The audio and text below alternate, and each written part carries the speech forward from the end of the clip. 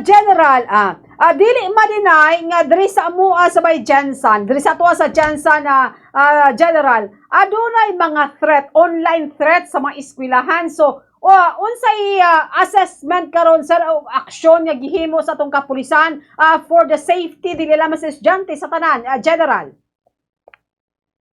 Una-una, no, pag-receive nato sa maong information nga adunay nag-post sa social media sa threat, no, na naibuhatong dautan sa eskwelahan.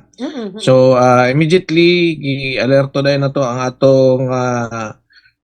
atong concerned city director o IC nga na diya sa Jinsan City Police Office, si Colonel Acala, o ang atong mga intelligence personnel, intelligence unit, ang atong regional anti-cybercrime unit, no, to locate o i-verify, validate ang post, no.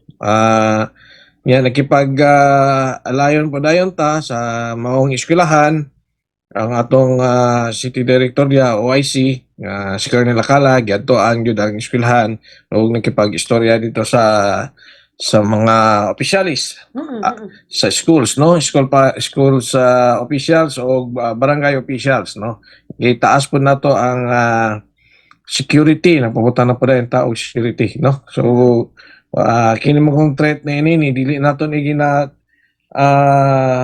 we do not take it lightly, no. So seryoso kini mga inini nga threat, kaya ato din gi-actionan, no. Og so far karon we have already our RACO, iting regional anti-cybercrime unit nato, naanay na kuha na origin ining post, no. So dili kini gikan diri sa ato ang region, outside region ang nagikan, no, ang nagikan sa post, no. Kaya mo nang atong patuan karon, no. Actually duha man ni ka post, no.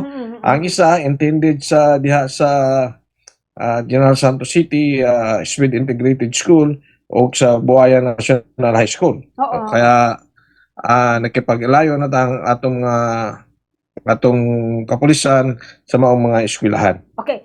Sir, unsay intensyon man jud nila kay kung tan-aw nato diri sir sa Jensan, dili pa man jud as in face to face ang classes, mga blended learning pa man kita diri General Manibog.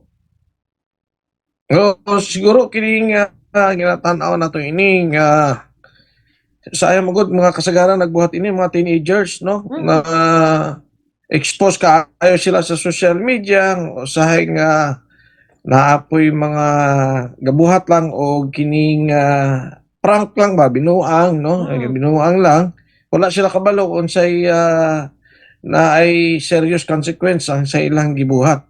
Like for example, akong ihatag nga nahitabo tong mga I think 2 weeks ago, no, diha pod sa Sultan Kudarat.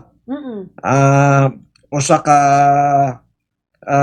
the same, no, the same style na gi-post niya ang panghuraw sa iyang siyang mga classmates sa usa ka eskwelahan, no, o kini atong na-locate, no, na-locate nato ang kisay nag-post, na ibalaan nato, no, kay matrace nato, na-trace man sa atong anti-cybercrime unit nato.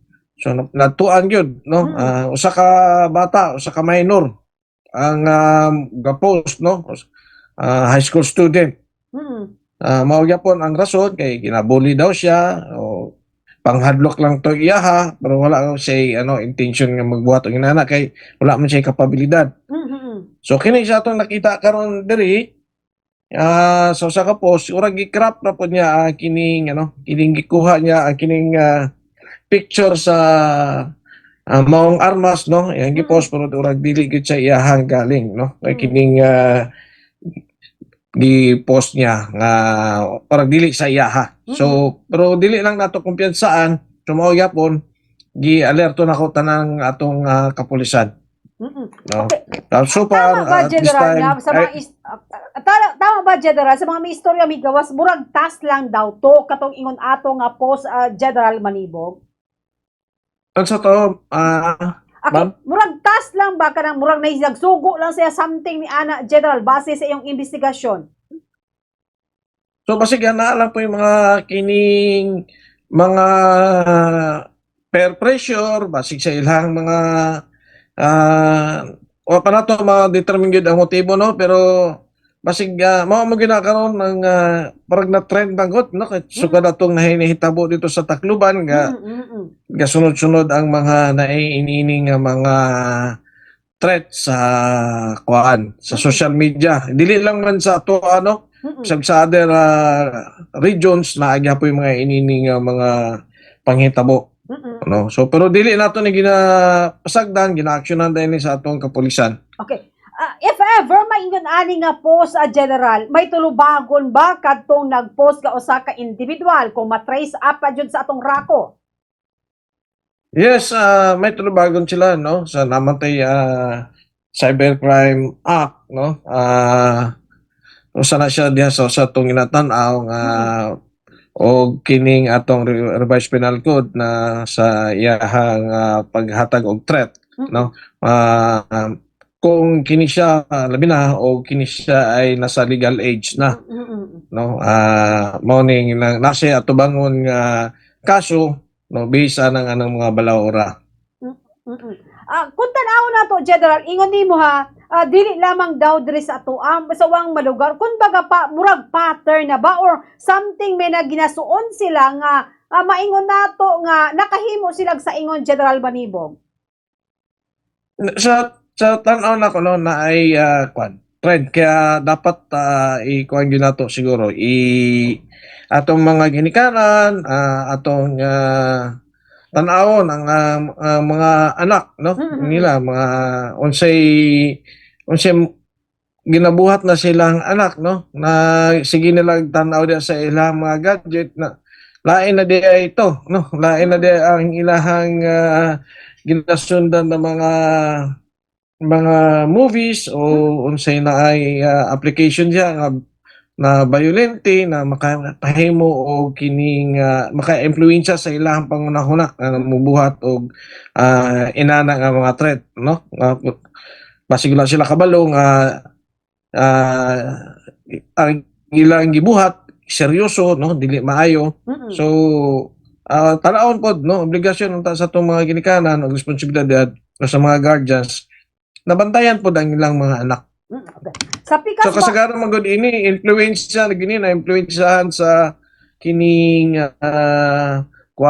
kining na influensyahan sa more on online sa social media.